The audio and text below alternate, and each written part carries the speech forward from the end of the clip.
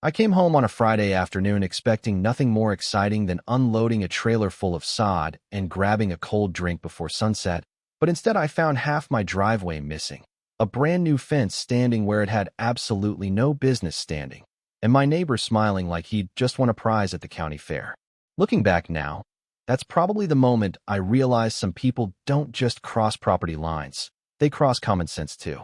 And what happened afterward taught our entire neighborhood a lesson about ownership, arrogance, and why stealing 10 feet of land can become a very expensive hobby. My name's Ethan Walker, and for 8 years I lived in a quiet corner of Maple Ridge, a blue-collar neighborhood outside Columbus where most folks worked hard, minded their own business, and waved when they drove past. My house wasn't fancy.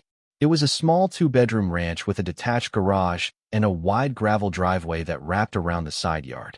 That driveway was one of the reasons I bought the place in the first place. I owned a landscaping company, nothing huge, just me, a couple employees during the busy season, a pickup truck, a trailer, and enough equipment to keep me covered in dirt most days of the year. The driveway gave me room to store everything neatly without bothering anyone. For years life was simple. The Johnsons lived next door before all this happened. Retired couple, sweet people. We'd help each other shovel snow, exchange Christmas cookies, talk about baseball over the fence. Then they moved to Florida and sold the house. That's when the trouble arrived. The new owners were Blake and Vanessa Carlton. Now I don't usually judge people based on first impressions, but these two made it difficult not to. The moving trucks hadn't even finished unloading before Blake was walking around the neighborhood with a clipboard.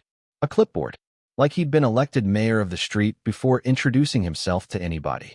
Within the first month, they replaced the roof, tore out the landscaping, painted the house, installed decorative stone columns, and parked 2 matching luxury SUVs in the driveway like they were displaying trophies. None of that bothered me. What bothered me was how quickly they started treating everyone else like tenants in their private kingdom. Kids riding bicycles were too loud. Dogs barked too much. Holiday decorations were tacky. Pickup trucks looked unprofessional. One evening I was hooking up my trailer when Blake wandered over and stared at my truck for a few seconds. "You ever think about parking that somewhere else?" he asked. I laughed because I honestly thought he was joking. He wasn't. He pointed toward my truck and said, "It kind of hurts the appearance of the neighborhood." I looked around at the neighborhood full of contractors, mechanics, electricians, and working families and thought, "Buddy, you're living in the wrong zip code." I told him as politely as I could that the truck stayed where it was. His smile tightened. That was the first sign. The second sign showed up as 3 bright orange traffic cones. I came outside one morning and found them sitting on the edge of my driveway near the property line. At first I figured someone was playing a prank. Then I saw Blake standing in his yard drinking coffee and watching me. I picked up the cones and carried them onto his lawn. Simple solution. Or so I thought. 10 minutes later he knocked on my front door. He had that fake friendly smile people wear when they're trying very hard not to sound like a jerk. "Morning, Ethan," he said. "I noticed you moved the cones." "Yep. We were actually marking an area we thought might work as shared parking." I stared at him. "Shared parking? On my driveway?" He kept talking like the whole thing made perfect sense. "You've got more space than you need, and we host guests pretty often. Seems reasonable." I remember leaning against the doorframe and thinking this guy couldn't possibly be serious. I said, "Blake, that's not shared parking. That's my driveway." His smile vanished so fast it almost looked painful. For a second neither of us said anything. Then he nodded slowly and said, "We'll see. Not maybe. Not okay. Not let's discuss it. We'll see." The kind of response that tells you a conversation isn't over. A week later, I learned exactly what he meant. That Thursday, I spent the entire day across town installing retaining walls for a client. It was hot, exhausting work, and all I wanted was a shower when I got home. Instead, I turned onto my street and nearly drove into my mailbox. There was fresh asphalt connecting Blake's driveway to mine. A decorative black metal fence stretched across part of my side yard. Landscape lights lined the edge of what used to be my property, and approximately 10 feet of my driveway had magically become part of his. For a few seconds, I honestly wondered if I was losing my mind. I parked, got out, and just stood there staring. Then I noticed something else. The fence didn't just touch the property line. It crossed it. By a lot. My stomach dropped. Not because I was confused. Because I suddenly realized this hadn't been a misunderstanding. This had been planned. Every cone, Every conversation, every fake smile, the whole thing. And standing there in the fading evening sunlight, looking at a fence planted deep inside my property, I knew the Carltons had just started a war they didn't understand was coming. Type Part 2, and I'll continue the story. I wish I could tell you I marched next door that night and immediately settled everything, but real life rarely works that way. Most of the time when somebody does something outrageous, your first reaction isn't anger, it's disbelief. You keep thinking there must be some explanation you're missing. Maybe a contractor made a mistake. Maybe someone read an old survey. Maybe common sense will eventually show up and save everybody a lot of trouble. So before I did anything else, I went inside, pulled out the folder containing every document from when I bought the house, and spread everything across my kitchen table. My deed was clear. My survey was clear. The county plot map was clear. The property pins matched exactly where they had always been. There wasn't a single inch of uncertainty. Blake hadn't accidentally crossed the line. He had bulldozed right over it. The next morning, I walked next door. Vanessa answered the door holding a coffee mug and wearing the kind of smile people get when they already know why you're there. I pointed toward the fence.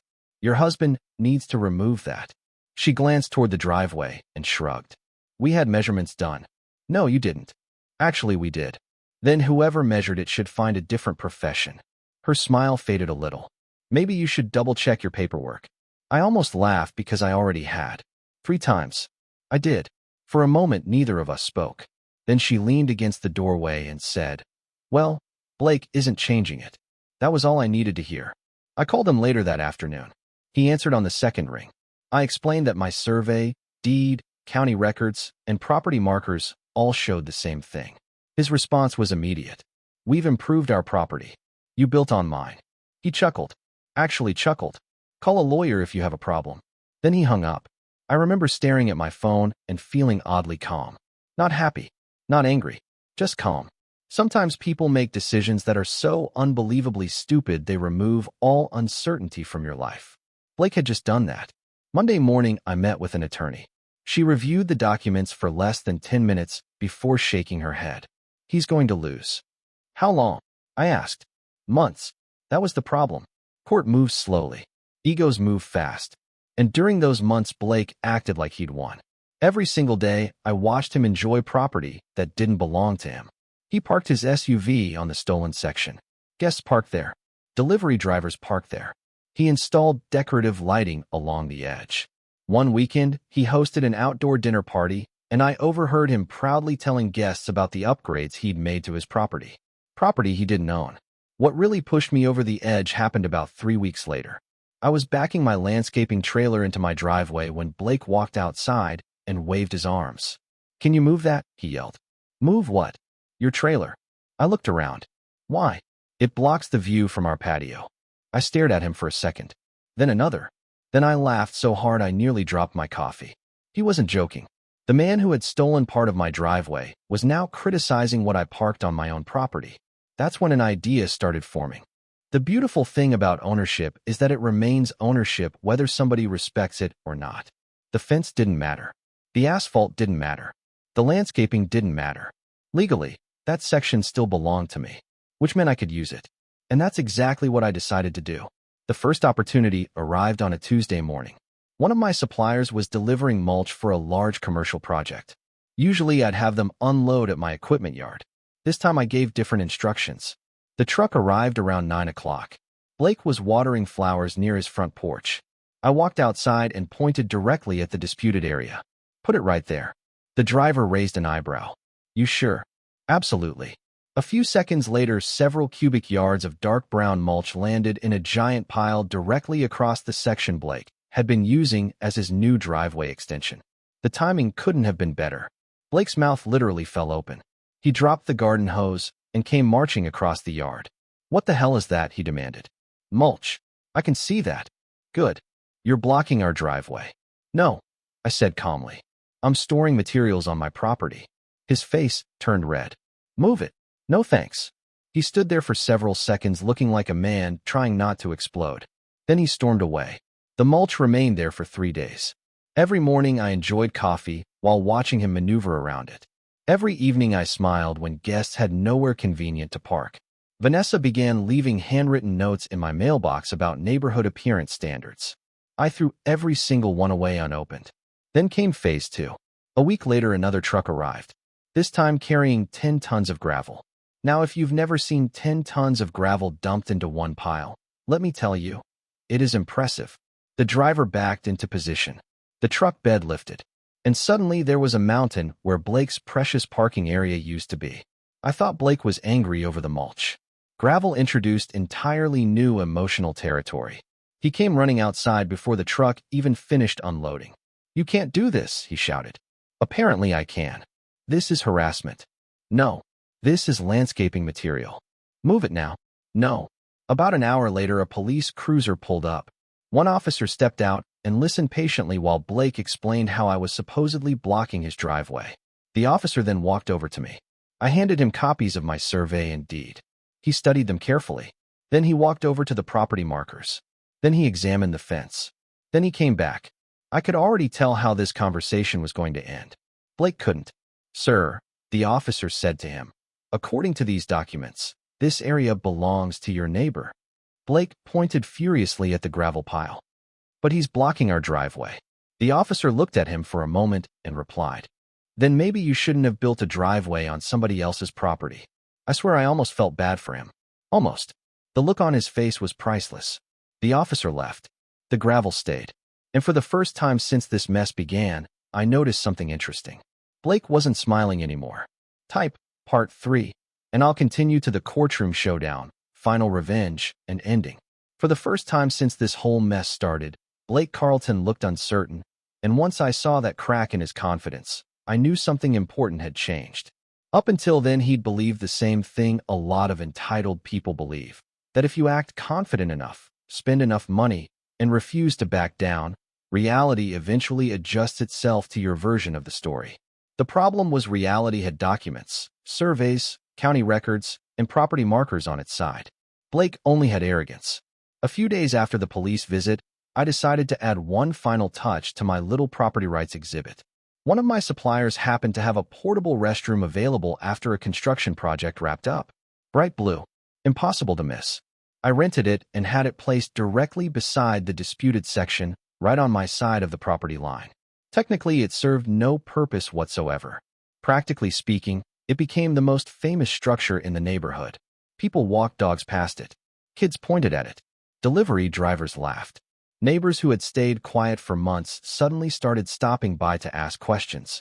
The portable restroom wasn't really about inconvenience. It was a reminder.